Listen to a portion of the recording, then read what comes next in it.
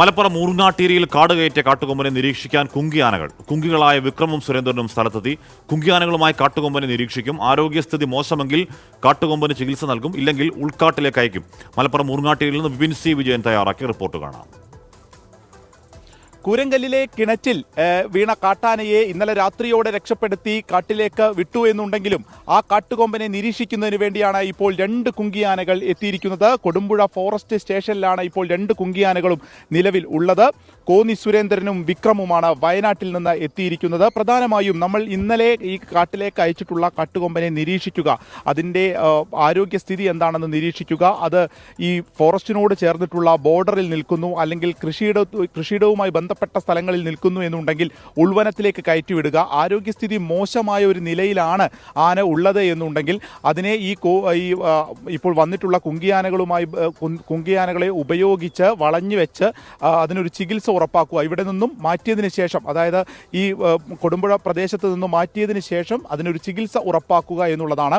അതിനെ മയക്കുവെടി വെക്കണമെന്നുണ്ടെങ്കിൽ അത്തരത്തിലുള്ള നടപടികളിലേക്ക് പോകും. പക്ഷേ അതൊക്കെ ആനയുടെ ആരോഗ്യസ്ഥിതി അറിഞ്ഞതിന് ശേഷം മാത്രമായിരിക്കും. നിലവിൽ അത്തരത്തിൽ ആരോഗ്യ പ്രശ്നങ്ങളില്ല. അതുപോലെ തന്നെ ഈ വനമേഖലയുമായി ബന്ധപ്പെട്ട ബോർഡർ പ്രദേശങ്ങളിലല്ല, അതിൻ്റെ അതിർത്തി പ്രദേശങ്ങളിൽ ഒന്നുമല്ല ഇന്നലെ നമ്മൾ അയച്ചിട്ടുള്ള ഈ കാട്ടുകൊമ്പൻ നിൽക്കുന്നത് എന്നുള്ളതാണ് നിലവിൽ അറിയാൻ സാധിക്കുന്നത്. ഇന്ന് രാവിലെയും RRT ടീമിൻ്റെ ഒരു പരിശോധന ആ പ്രദേശങ്ങളിൽ ഉണ്ടായിരുന്നു.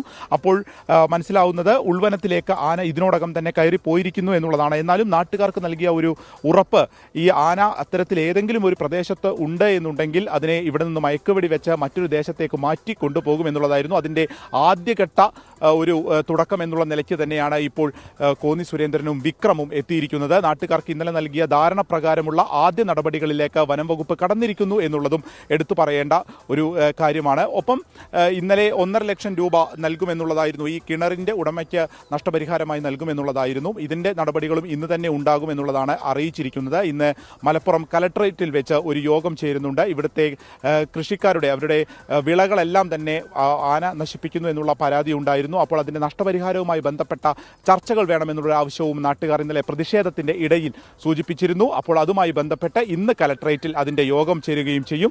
ഇപ്പോൾ 2 കുങ്കിയാനകളും അടുത്തുള്ള ഒരു വനത്തിലേക്ക് അതിൻ്റെ പട്ട എടുക്കുന്നതിനൊക്കെ വേണ്ടി പോയിരിക്കുകയാണ്.